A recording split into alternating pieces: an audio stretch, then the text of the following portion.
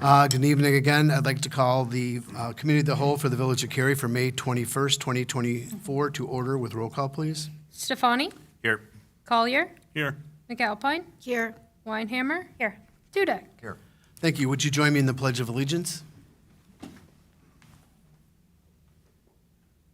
pledge allegiance to the flag of the United States of America and to the republic for which it stands, one nation, under God, indivisible, with liberty and justice for all.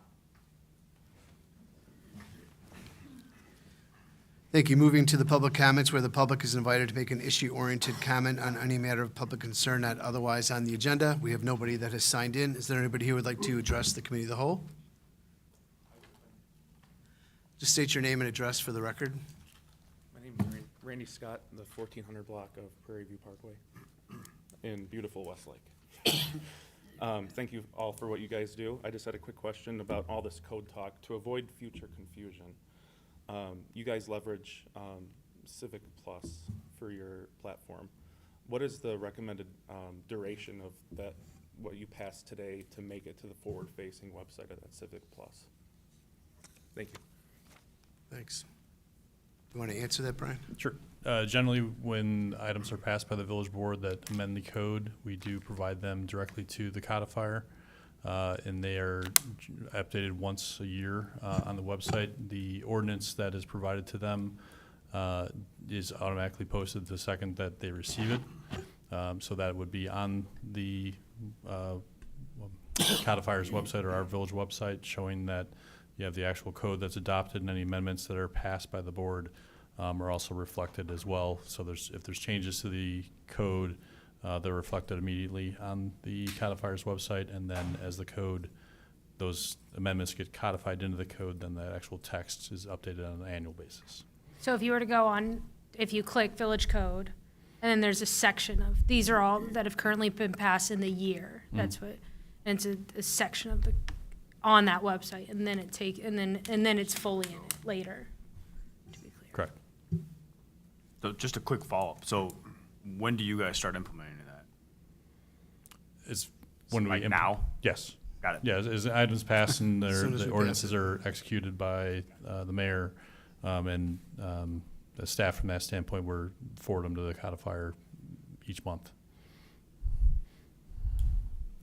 Thank you. Let's talk about potential amendments to the village's building permit fees. Thank you, Mayor. I'll take this one as well. So, and you can't see it on the screen above you, but the screen behind me, the last updates were done in 2013 to our code, our building fees.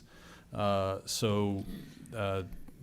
to basically, as part of the code update, look at our existing fee structure as the general operating cost of doing business has changed since the village last updated the codes.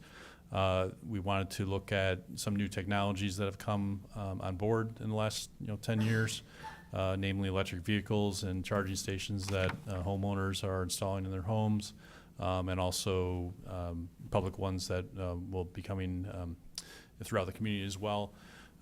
We also wanted to look at ways to simplify our permit fee structure.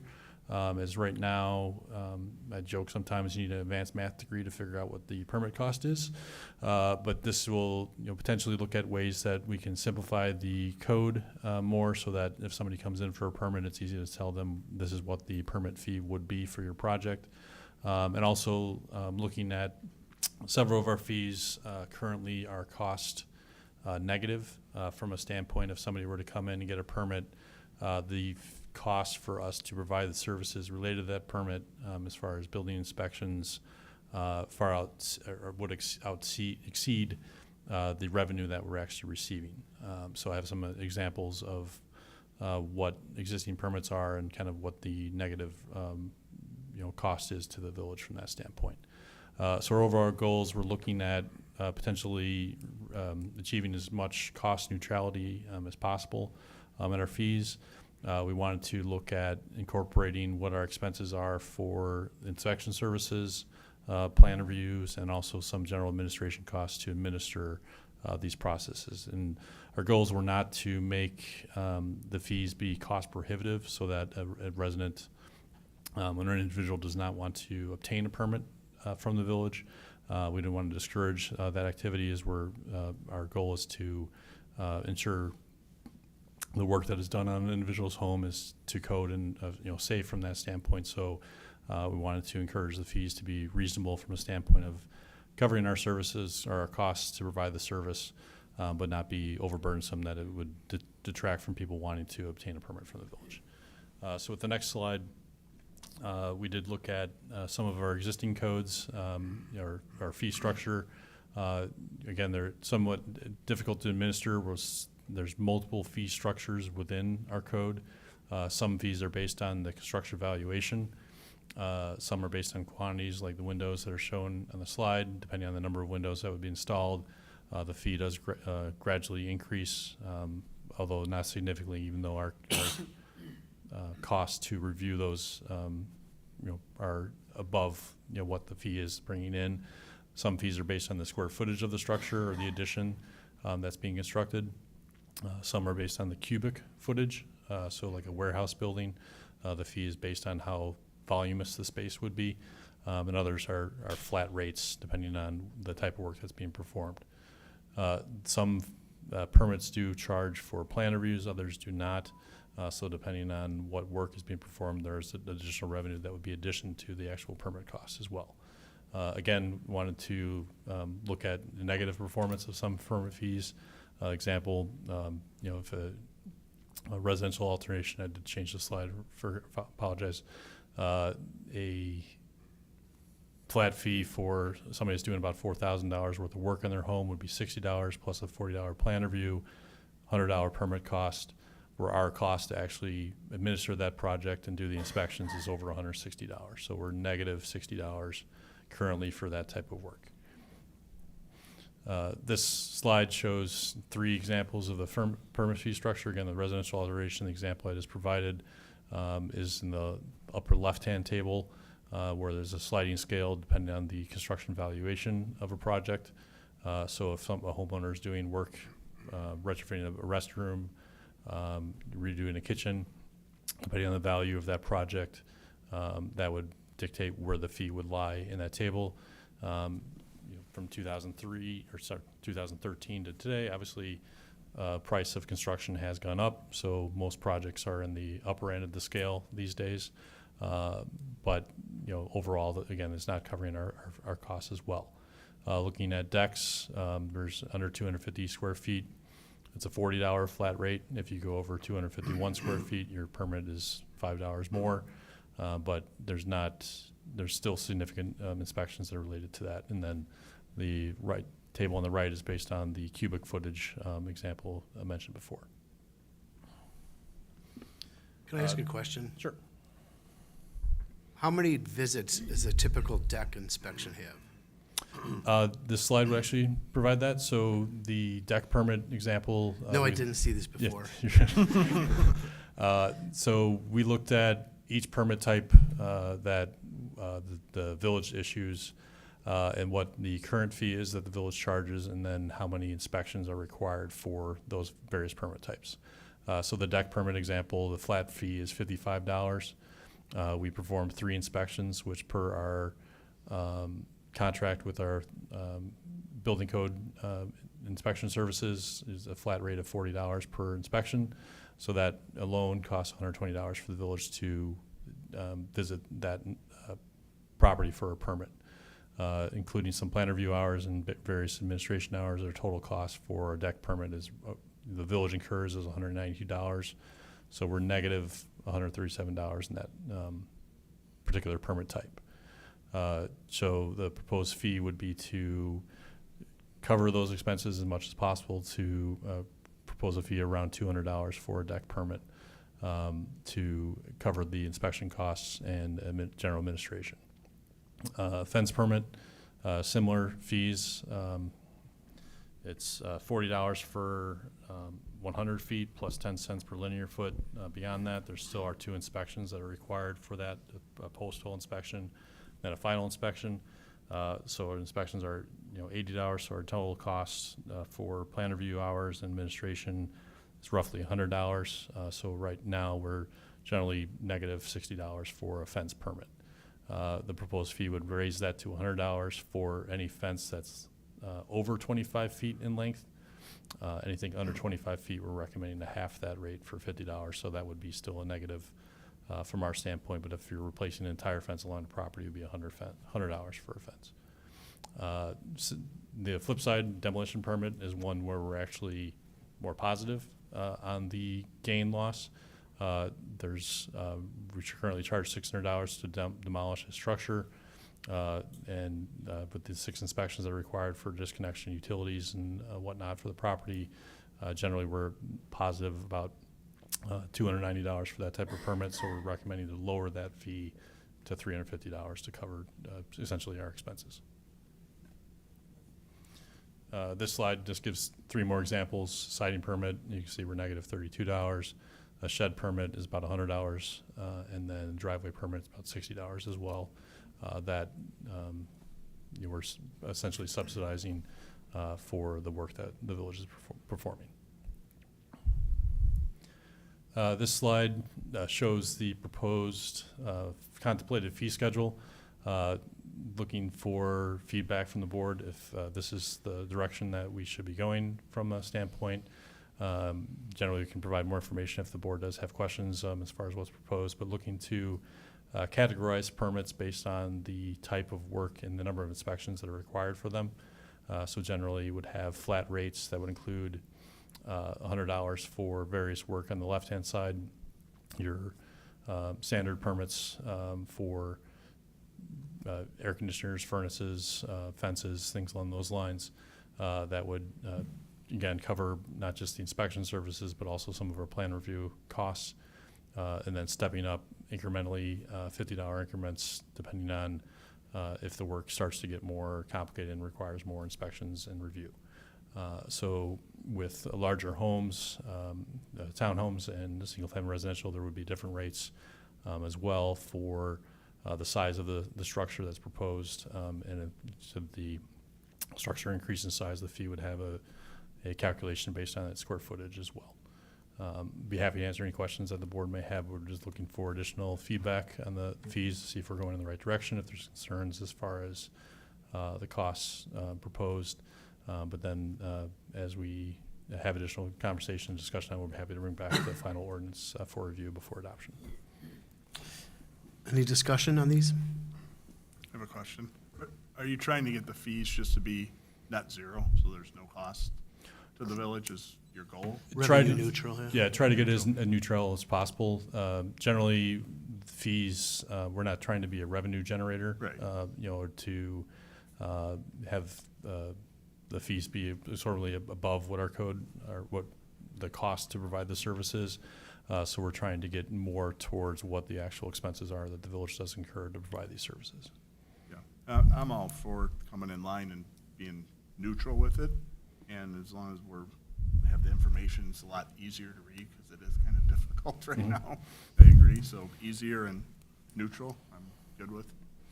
I agree 100%. I don't think we can operate as a village when we're losing money every time we do something. That's not the idea. So I think that revenue neutral is the way to go.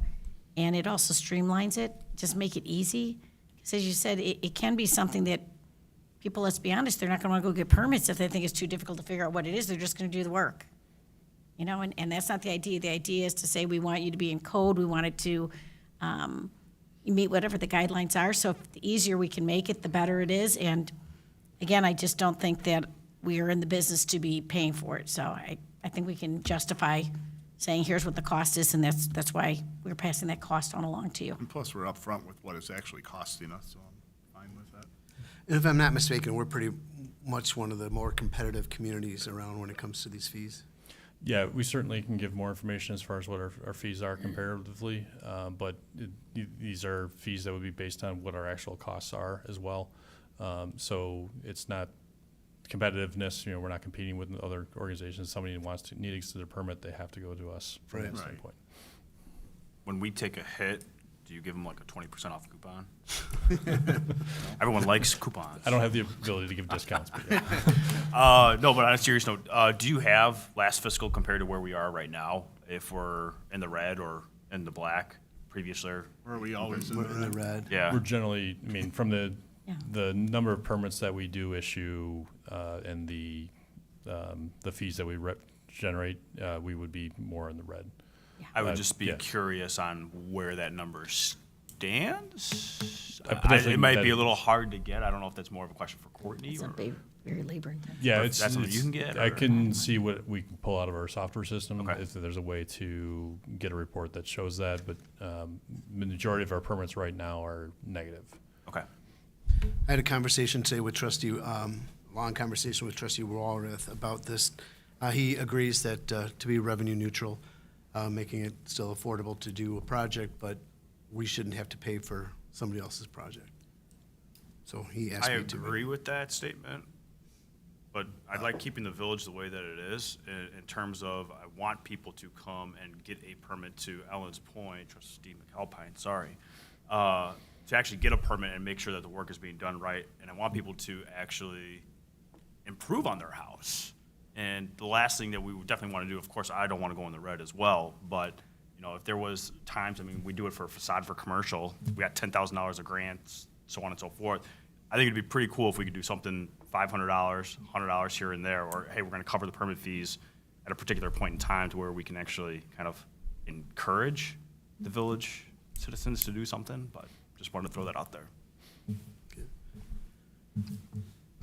Trustee Weinhammer, any questions? No questions. I mean, we definitely need to make sure we're at least covering our costs, so, yeah. And just real quickly, to kind of piggyback on what trustee Stefani was saying, people still would have the right to come here if they wanted to, see if they could get something waived at any time. So that option is always here. Trustee Dudek, any comments? No, other than I wish it was even simpler than it is. I know you, I'm glad I don't have to do any work in my house, because I don't think I can figure this out. We know a guy. Yeah, I don't disagree. I think we're still trying to narrow down the categories. I mean, if you saw the spreadsheet that went into creating this table, it is pretty complicated, but I think this, at least we can say, if you're the type of work you're looking to do, we can point to this is what category you would fall under. So if you're doing a bathroom alteration, you know, basically a regut of a bathroom, and, you know, that would be a $500 permit, a major alteration. If you're just replacing a shower with a new inline, you know, fixture, that would be a minor one, that would be a $200 permit. So we certainly would, not the cafeteria plan, you know, example, but certainly we can point to individuals to say this is where your project would fall as a permit. Could it be easy enough to do it where a resident can go online and type in their project and the parameters, and it would show you the cost? Is that how Yeah. it would work? Yes? Yeah, we certainly, with our new software, have the ability that, as we're implementing the financial portion of that, can have the ability for individuals to apply for permits online, and can also automatically calculate their permits for costs for them at that point. We also will try to advertise this as well, so that if somebody were to go on our website, they can see this table and then, you know, have access to it as well. Excellent. Thank you. Director Simmons, you have the direction? I believe so, yeah, we can bring it back either directly to the committee or back to the village board with the final ordinance for review. Yeah. If we bring it back, let's go to items for separate action. Sure. Okay? Thank you. Next on the agenda is a discussion regarding the village public comment policy. I think Attorney Euler, are you handling this? I certainly can.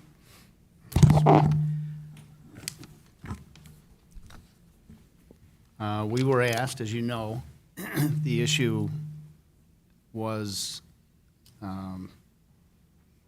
raised at an earlier meeting, I think 2 meetings ago, what the board's practice and what the board's policy may be regarding the receipt of letters from the public and either the requirement, legal requirement, or the decision of the board to read those into the record would be.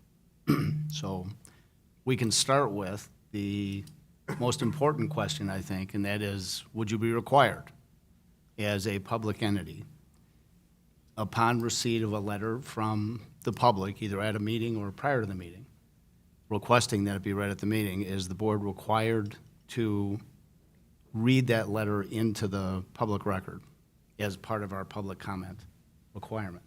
So we do have a requirement to allow public comment. So there is a very simple requirement in the statute under the Open Meetings Act that addresses what a public body is expected to do, a public comment.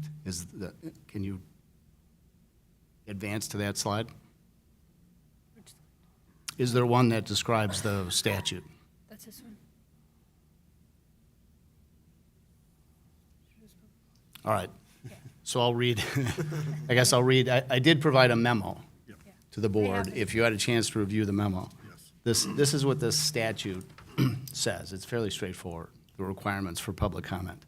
From the Open Meetings Act, any person shall be permitted an opportunity to address public officials under the rules established and recorded by the public body.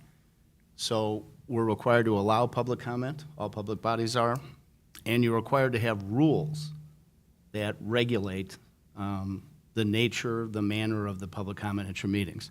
So we do have rules. We adopted those last year, I believe, or 2 years ago. 2 years. Formal rules for public comment. Those rules currently do not provide for the receipt and reading of correspondence from the public at public comment. So this being the provision in the statute, any person shall be permitted an opportunity to address public officials. That's it. That's the requirement. There is no requirement that somebody be allowed, and this may seem like a nuanced point, but there's no requirement that this public body, this board, allows somebody to take the podium and address the public as opposed to you as a board, if that makes sense. So the requirement is they have the opportunity to talk to you if they have a concern or they have a comment. If they want to send information to the board, they can. You can read it. You can read any letters you receive as a public entity. But there is no legal requirement that those letters that are received be read into the public record. Okay? So you're not required to do it. The question then is, can you do it, and should you do it? You clearly can do it. Your rules can provide, if you receive correspondence from the public, you can read those into the record. What would be a concern, or potential concerns, or risks, if we read letters that we receive from the public into the public record? You receive letters and you start reading those at each of your meetings. The risk is you then have to read the letters you receive whenever you receive them. And you have to, it would be incumbent upon this board, your village administrator, to censor any material in those letters if you believe it was inappropriate or irrelevant or whatever it might be. That's a task you are not undertaking currently, and it can become relatively complicated to decide what is or is not appropriate for public comment. Right now, public comment comes to you from the person at the podium. You don't have to censor that in any way. You don't receive it ahead of time and have to vet any of the information. I'll say this. Anonymous material that comes to you from the public, if the policy is going to be that you're going to read that into the record, can become a little bit more personal, a little bit less civil, potentially. I mean, I have seen this in practice, and I believe it could happen, just as a matter of human nature, that the information that you receive, if somebody doesn't have to stand before you and present the information face-to-face, can become a little less civil. The idea of public comment is not for you as public officials to be subject to criticism. Somebody has the right to voice their opinions, but to use this forum, like submitting a letter that would be read by the board, to begin to attack the board for various practices or issues can become problematic. So it's up to this board whether you currently allow anybody the opportunity, and you comply with the law by doing so, to attend your meetings and offer public comment on any issues relevant to your business. If you want to open that practice up and broaden it to take written comments, including anonymous comments, that this board is then going to read back into the record, that's up to this board.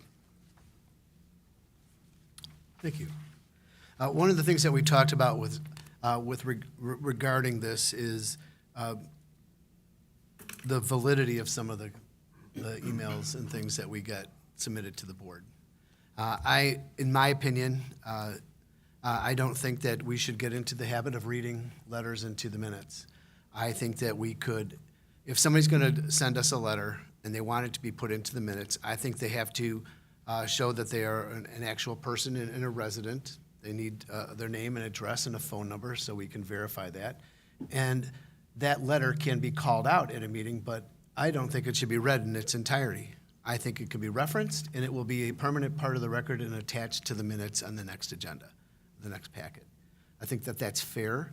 I think we're opening up a can of worms. We've gotten this far. I'm in my 12th year here as being mayor. We've been very fair, very open to people when they come and discuss things at the village board level. I believe this board has been very responsive to emails that we get from the community. I think that is a sufficient way of people relating their information to their elected officials. As Attorney Euler has said, they have an opportunity at every meeting, 4 times a month, the first and third Tuesdays of every month at each meeting, to address this body of decision makers. So I think that we kind of did a misstep when it came to reading some of these things into the mail, into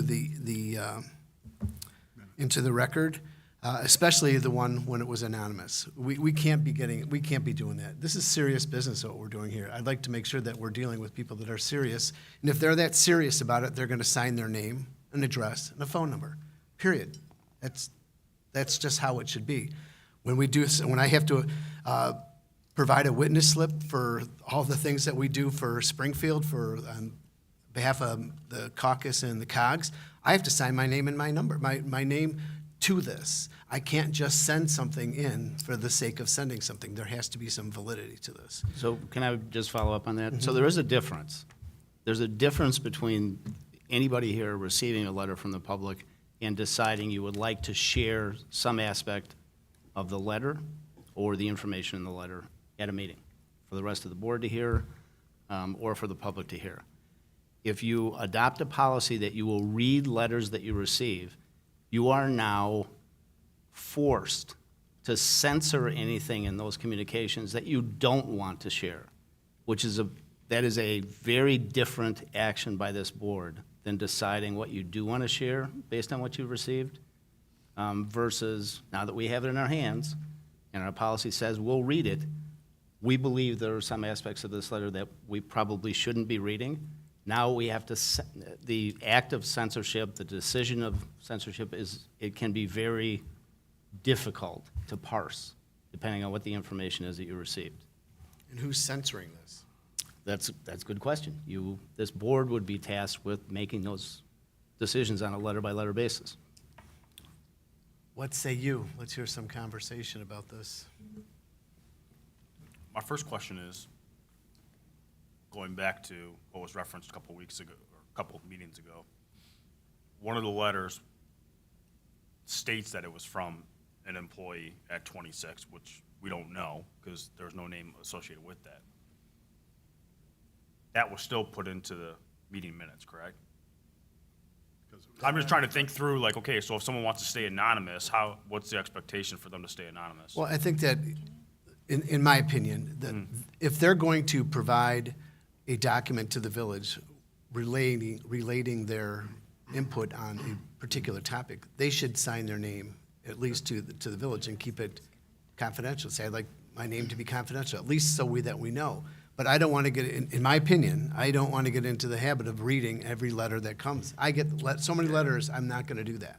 I'm not saying read them out loud. I'm just wondering, okay, so someone that wants their name, yes, remain anonymous? Is there something in place to where it can, so that Well, it's so blacked if- out or something? If somebody sends something here, in addition to the Open Meetings Act, there is an act that governs the release of public records, the Freedom of Information Act. So once we have something in our possession that we maintain, a letter from the public, somebody asks for that letter, we have to decide whether or not it has to be released, under what circumstances, and what we may redact from that letter. Anybody who wants to send this board a letter can still send you a letter, and you can read it. The question here is, do you then have to read every single one of those letters for whatever reason during public comment at your public meetings as part of your policy? You're not required to do that. I just read you the provision in the state law that says the public has a right to address this board. It does not have a right to use this like Facebook, where they're talking to you, well, they're really talking to the whole community of Cary. That's not a right that the public has, and they have that opportunity. I tried to point that out in the memo. They have that opportunity through Facebook or any other social media platform. So We our, also have it by just showing up and talking. Correct. Yeah. Correct.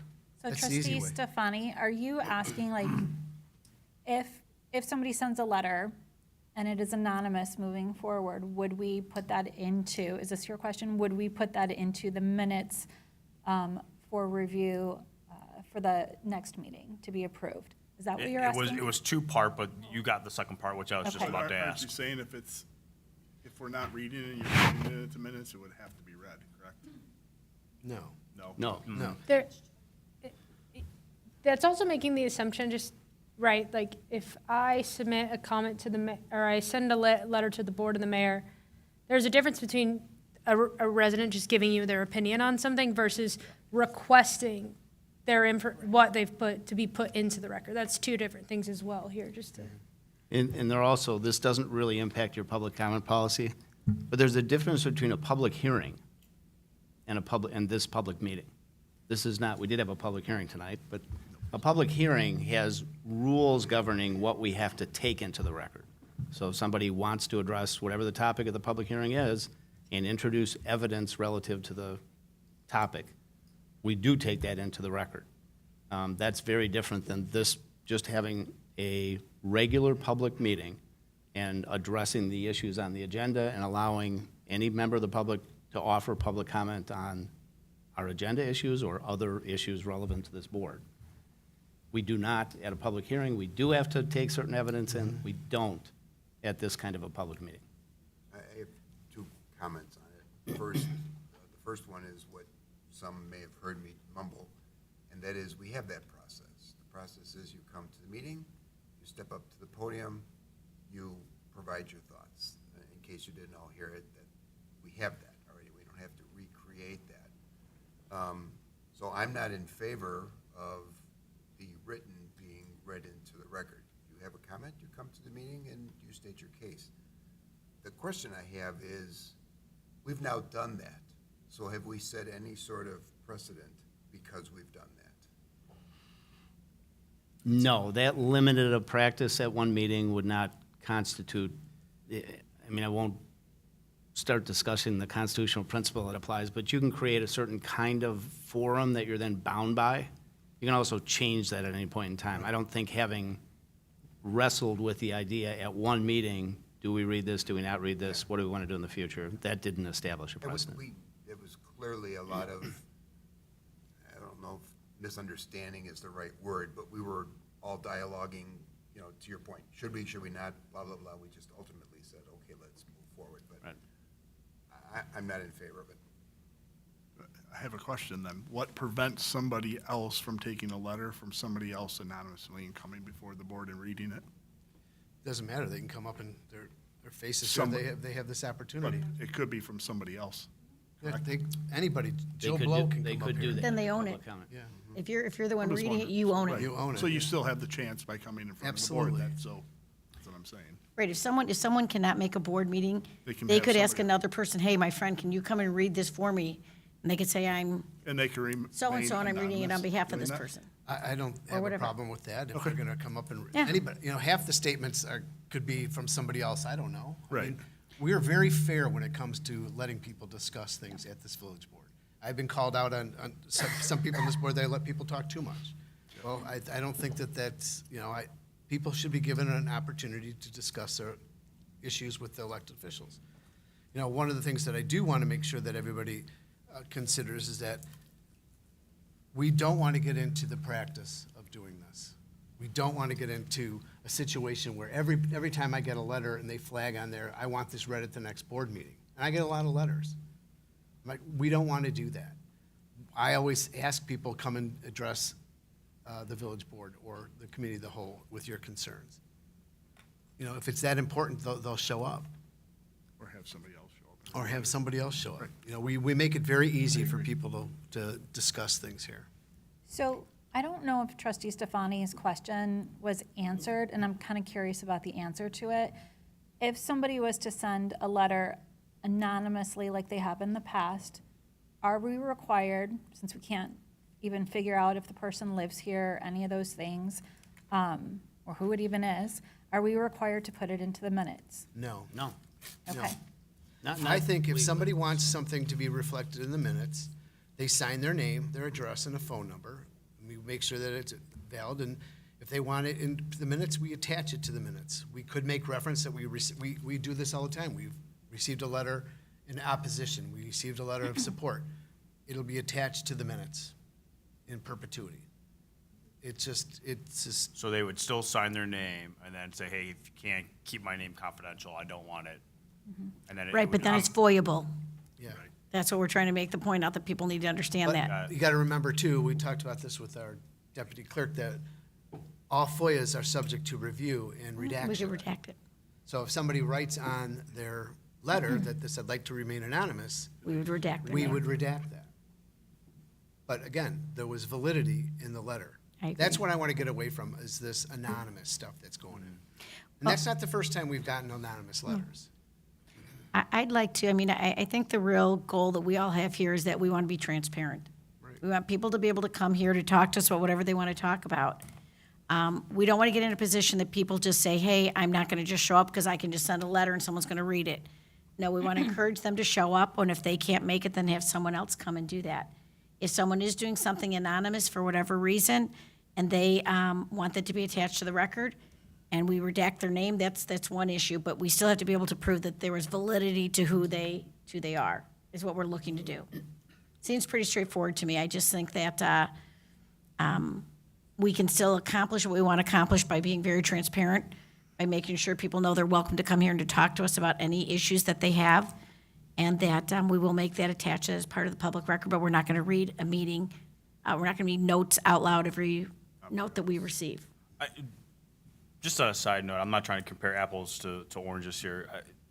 Other taxing bodies that are local to us, do they do that? Do they read letters out loud? I have no idea. I don't know if any of us know. I thought that was something that you guys were that we were Look gonna look into. at, just to find out for background information. Again, it was just more out of curiosity. So for what it's worth, at the meetings that I sit at, Yeah. no, none of them. Is, on occasion, is a portion of a letter referenced? Yeah. For some purpose? Yes. Okay. Do any of the public bodies I work with have a policy that they read all the letters that they receive into the public comment record? No, none of them do. Okay. That's all I needed. Thank you. But so we have a time limit also, correct? Correct. Well, there's 3 minutes, yeah. So it'd still fall within that, be read within 3 Yeah, I've been minutes. told that some people would like me to keep that 3 minutes, but, sometimes somebody's on a roll and they're, I'm not going to say, I Well, it try. depends. Sometimes I try. It depends if there's a lot of people, right? If, If we had a if big- there's a room full of people, I may say, let's cut this to 2 minutes. I'll ask the board for their approval to do that. We can change it, correct? And you can be flexible. I think I'm pretty flexible. Any other comments? So I'm hearing that we will not be reading letters into the record. And we will make sure that if somebody wants something attached to the minutes, it has to be valid with a name, address, and a phone number. But as Attorney Euler said, that if there's a trustee that wants to read something like where I read the 750 Kachina Rustica one, to kind of give background to why we were making some of the decisions possibly that we can still do that as a choice, correct? Well, anything that a trustee does, any information you offer from the public, that would be up to the board. whether that's a practice that the board would prefer or prefer not to have happen. So you could have a practice where you ask, can I read this? Is it okay with the board if I read a letter that I received from, in that case, a restaurant owner? And it's a I would- decision I would for be the all right chair with and that the board. As long as everybody had the letter before the meeting. I agree, we'd have to have the letter so that Portion everyone of can make a letter, if- decision. Right, but I'm just saying, I would like to have these letters beforehand, would be great. So you, the board, establish the practices that you want to follow. So whatever 4 votes approve, that's the practice that would be allowed. Any other I'm not a fan of that. Yeah, You can reference the letter. I would say I'm okay reference with it. that. If you want to grab like a blurb of it, I'm cool with that. But reading the entire letter, yeah, reading the 3-page letter I'm was, saying, yeah. it's- I'm it's saying no about difference. things moving forward. if you want to, in my opinion, if you're going to ask me during a meeting if I can, I would encourage you to reference portions of it. I would not say read it in its entirety. You can say that this will be attached to the minutes, but if you want to make a reference, because, we have not only us sitting here, we have people sitting here, they're not going to want to listen to an entire letter that may not even doesn't reflect half the things that we're even talking about. Again, I don't want to get this into a slippery slope type No. thing. We need to be cut and dry. We've been very fair. We have not had this situation in the 12 years I've been sitting in this chair. So I think that we've been very fair and upfront to people, and I think we will continue to do that. I think, and this is just my interpretation of what you mentioned. I think everybody here, from time to time, could get a letter or could have one of their neighbors come over and say whatever they want to say. I mean, we all get questions about things that we do from people that we know in the neighborhood, right? So whether you got a letter or you had your neighbor talk to you over a cup of coffee about an issue, to bring it here and, relay it or convey it the way you suggested you might want to do. I'm not confused. sure What did I'm I suggest? Reading the letter. Reading the letter. Just reading a letter from a business owner? Yes. that I Like did? what you Yes. did, what you Yes. did with 750 Kachina. Yeah. You read the whole letter in its entirety. Let me just finish my thought, and then, Sorry. if we disagree, we disagree. I know I've had those things happen to me, and usually I call one of 2 people. In most cases, I call both, Eric and the mayor. So I take that offline, and if whatever it is important enough for everybody to know, that's decided and it's brought forward. Well, I'm not talking about like letters or conversations that I'm having with just neighbors or anything like that. That was specifically just a letter that I received when I got here and I was reading it and we were having a conversation about things. And it's not like I'm talking about bringing up personal conversations here from my neighbors. So I don't know what you're talking about. Well, The example didn't make any sense to me. Okay. The letter that I read, I had gotten here and seen it at the same time as you guys. But I agree with you, but the gentleman was sitting there, he could have read the letter himself. His wife wrote it, but okay. Yeah. He was representing the business that evening, so he could have read it himself. That's what I guess that's what we're trying to do is, we give people an opportunity to talk to us. We're not hard to talk to. We're pretty easy. We're neighbors. We all want the same thing. So just moving forward, Trustee Stefani, just looking for a consensus here. You do not support reading letters into, I do not support reading letters in. okay. Correct. Trustee Dudek? No. I'm looking at Courtney. Your opinion doesn't matter. Although I love your opinion, for this, it doesn't quite matter. I don't know you look, there's one person there that, never mind. Trustee Walrath, I know where Trustee Walrath stands on this too. He does no. not. I'm just open. I'm in the minority, but I'm open to if somebody on the board wants to come up and there's something that they want to share with us, I'm fine with that. It's totally different. That's not what we're talking about. I'm totally open if someone wants to share something. I think everyone is. We're just talking about, do we want to make it policy that if someone sends a letter and asks for it to be read, that it's going to be read every single time at a meeting? Okay, so no for that. That's all we're talking about, clarification. yeah. But yes, if there's something that one of the Well, that's- trustees We always wants can. to- That's It's always that how we it do is. that all the time. We're just Correct. talking about reading letters Yeah, into. I agree with you. I think we all agree with that. We all agree with that. We do that Absolutely. every day. Yeah. Okay, I will entertain a motion to adjourn into executive session to discuss litigation pending or imminent, 5 Illinois CS 120/2C11. So moved. Second.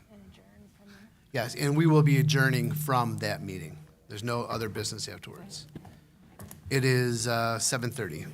You have to vote, Yes. vote to go into favor? executive. Yeah,